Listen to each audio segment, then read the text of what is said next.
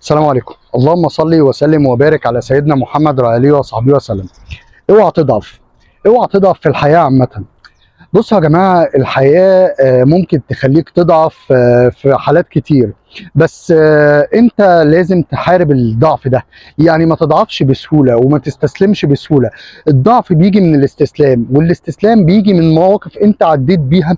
كان نفسك في حاجة معينة ما حصلتش، كان نفسك تكمل علاقة معينة ما كملتش، كان نفسك تعيش نجاح معين ما عشتوش، كان نفسك توصل لحاجة ما عرفتش، كان نفسك تكمل حياتك مع حد ما نفعش، كان نفسك مشاكل معينة تتحل ما اتحلتش، كان نفسك توصل لحاجة معينة ما وصلتش، كان نفسك ان انت تحل مشاكل معينة ما اتحلتش، كان نفسك تنجح في شغلك بطريقة معينة، تدخل كلية معينة، توصل لحاجة معينة، ما حصلش فاستسلمت.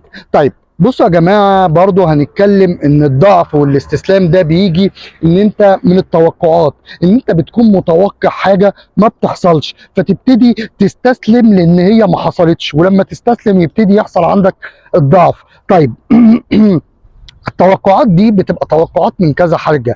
يعني توقعات لحاجة، توقعات أول حاجة إن ربنا هينصفك ويساعدك ويوصلك للي أنت عايزه. التاني حاجة توقعات إن أنت هتقدر تعمل كده. تالت حاجة توقعات إن الناس اللي هتساعدك أو هتحاول تخليك توصل للي أنت عايزه. كل دي توقعات. طيب هل التوقعات دي صح ولا غلط؟ يعني أنا لما أتوقع إن ربنا هينصفني وينصرني ويوصلني اللي أنا عايزه، أنا غلطان إن أنا توقعت كده؟ لا، انت مش غلطان خالص. ولا ولا فكره ان انا وصلت لكده او ان انا فكرت بالطريقه دي غلط. ولا فكره كمان ان ربنا ما ارادش ان الحاجه دي تكمل يبقى ربنا ما انصفتنيش او افقد ثقتي في ربنا او ما بصش لربنا بالشكل ده. ربنا بيقول لا يكلف الله نفسا الا وسعها. يعني ربنا مش هيحملك غير اللي انت تقدر تشيله. وكمان بيقول لك وعسى ان تكرهوا شيئا وهو خير لكم، وعسى ان تحبوا شيئا وهو شر لكم. ممكن تكون الحاجة اللي انت عايزها دي مش مناسبة ليك، مش كويسة ليك، هتبقى اخرها مش حلو ليك. ربنا اختار لك الافضل. سلم امرك لاختيارات ربنا، سلم امرك وفوض امرك لله.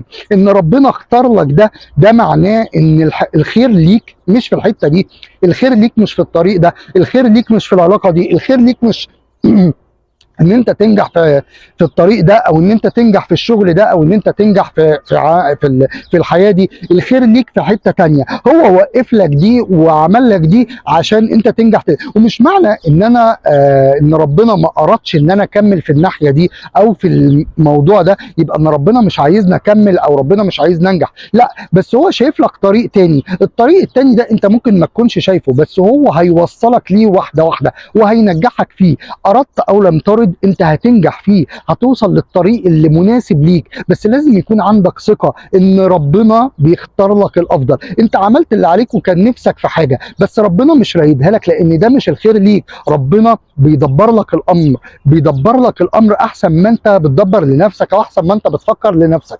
يبقى انا لازم اخليها على ربنا في الحته دي وافوض امري لله. طيب تاني حاجه ثقتي في نفسي، ان انا مش واثق في نفسي ان انا اقدر اعمل الحاجه الفلانيه، او ان انا اتغلبت في الحاجه الفلانيه دي، او حصل مشكله او ما فشلت في ان انا اوصل للي انا عايزه. خلاص انا ما يحصل ان انا افقد ثقتي في نفسي وما بقاش واثق في نفسي ان انا اقدر اعمل الحاجه دي وان انا اقدر اوصل للي انا عايزه، او ان انا امكانياتي تساعدني ان انا اعمل الكلام ده. لا انا غبي، لا انا ما اتعلمتش كويس، لا انا مش هقدر اعمل كده، لا اصل انا حظي وحش، لا اصل دي معموله لحد احسن مني، لا لا لا هي انا حظي وحش، انا فقري، انا كذا. كل ده غلط. كل ده بيهز ثقتك في نفسك اكتر واكتر.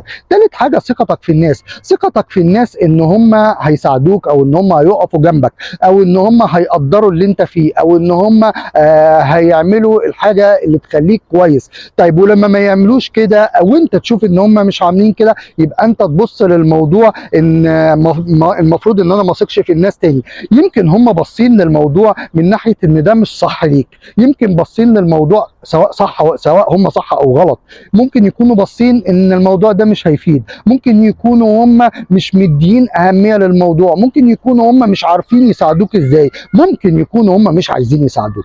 فالخمس حاجات دول موجودين. طيب هل معنى ان الناس ما ارادتش، او ان ربنا ما ارادش، او ان انا ما عرفتش، ان انا خلاص انسى كل حاجه، وان انا افقد الثقه في كل ده، وان انا اضعف، استسلم لكل حاجه واضعف، وابتدي اعمل كل حاجه على انها امر واقع، وان انا مش هنجح في حاجه، وان انا مش هوصل لحاجه، وان ده كله مش هيتحل، وان انا حياتي كلها هتمشي كده؟ لا، ده مش الصح يا جماعه، ولا ده المفروض، ولا المفروض ان انا اسلم نفسي لاي حاجه. اول حاجه انت لازم تجدد ثقتك في ربنا، تجدد ثقتك في ربنا وتسلم امرك لاختيارات واراده وتدبير ربنا.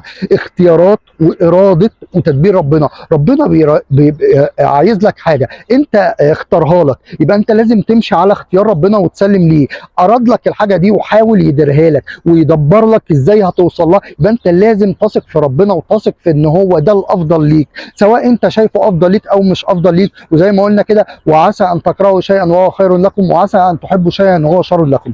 تاني حاجه ان انت تثق في نفسك. مش معنى ان انا فشلت في حاجه مره او اتنين او تلاته ان انا غبي، او ان انا ما اعرفش اوصل، او ان انا ده مش هينفعني، او ان ده مش هيخليني اوصل لحاجه، او ان انا بني ادم فقري، او الكلام السلبي اللي انا بقعد اقوله ده. لا، حاول مره تانيه، اقعد مع نفسك كده وحاول تعيد ثقتك في نفسك. اعيد ثقتي في نفسي ازاي؟ اشوف انا غلطت في ايه، هل انا اتصرفت غلط؟ طب هل انا كان تصرفي مش صح؟ هل انا اتسرعت في التفكير؟ هل انا اتسرعت في اتخاذ القرار؟ طب هل انا شفت الحاجه اللي انا عايزها من كل النواحي؟ طب هل هي كانت مناسبه ليا والامكانياتي؟ طيب، وابتدي بقى شوف انت غلطت في ايه وحاول تصلحه. طب الحاجه دي اتعملت غلط، طب انا المفروض الصح تتعمل ازاي؟ المفروض ان انا اعملها بانه طريقه. ابتدي عيد ثقتك في نفسك. طب ثالث حاجه الناس. طيب انا هبتدي ان انا اتعامل مع الناس على ان الناس مش فاهمه انا عايز ايه، او ان الناس مش عارفه انا بفكر في ايه، او ان ده مفيد ولا مش مفيد. طيب ما انت حاول تفهمهم، وحاول تخلي نفسك تبان، وحاول تخلي ان هم يبصوا ويشوفوا ان اللي انت عايزه ده كويس وصح، وان انا هقعد اشرح لهم واحد اتنين تلاته لو كانت الناس دي تهمك. طيب وانا دلوقتي هحط الموضوع كده في ان الناس دي، لو الناس تهمني خلاص اوكي، هيحاولوا يساعدوني تاني، هيحاولوا. طب انت مالك؟ طب ايه اللي جرى؟ طب ايه اللي حصل؟ ما عملوش كده وما فكروش فيك، وما فكروش انت فشلت ولا انت نجحت، ولا ان هم يهتموا بالعلاقه اللي كانت بينك وبينهم ان هي تبقى كويسه، او ان احنا نعيد العلاقه دي تاني. خلاص، يبقى هم ما يلزمكش، وساعتها انت ما تتضايقش ولا تقعد تفقد ثقتك في الناس. لا، لان هم اللي ما يستهلكش، هم اللي ما شافوكش صح، هم اللي ما قدروش، وهم اللي هيخسروا. فبص للمواضيع من الناحيه دي. اخر حاجه هتكلم فيها يا جماعه ان انا لازم توقعاتي تبقى على قدي، تبقى على قد دماغي، تبقى على قد امكانياتي. فكر في كل حاجه. انا ممكن ابص على حد ابقى نفسي ابقى زي الحد ده. طيب واحد رجل اعمال كبير وانا نفسي ربنا يكرمني وابقى رجل اعمال او انجح في كذا، فببص عليه وابتدي اطبق اللي هو بيعمله. طيب حلو جدا، بس هل التجربه بتاعته زي التجربه بتاعتي؟ هل هو مخه زي مخي؟ هل طريقته في التعبير وطريقته في الكلام وطريقته في التفكير وظروف حياته وامكانياته العقليه زيي ولا لا؟ فلازم تحط التوقعات دي وتفكر فيها. لازم تحط الحاجه اللي انت عايزها والحاجه اللي انت عايز توصل لها، لازم تشوف دي مناسبه لامكانياتك ولا مش مناسبه لامكانياتك. وامكانياتك دي تشمل حاجات كتير. لازم تشوف انت تقدر تعمل كده ولا ما تقدرش تعمل كده. طب لو انت عملت كده هتنجح ولا مش هتنجح؟ هتنجح ولا هتفشل؟ طب ده هيساعدك قدام ولا مش هيساعدك قدام؟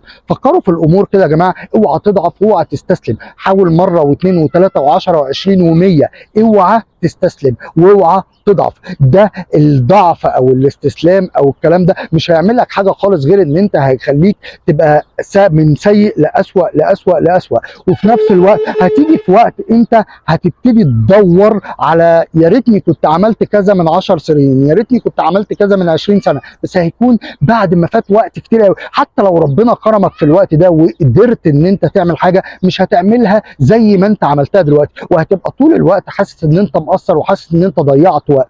فحاولوا تركزوا. عيد ثقتك في ربنا، عيد ثقتك في نفسك، عيد ثقتك في الناس المهتميه بيك واللي هي عايزه تنجحك او اللي هي عايزه تكون جنبك. اشوفكم على خير، وصلى اللهم على سيدنا محمد وعلى اله وصحبه وسلم.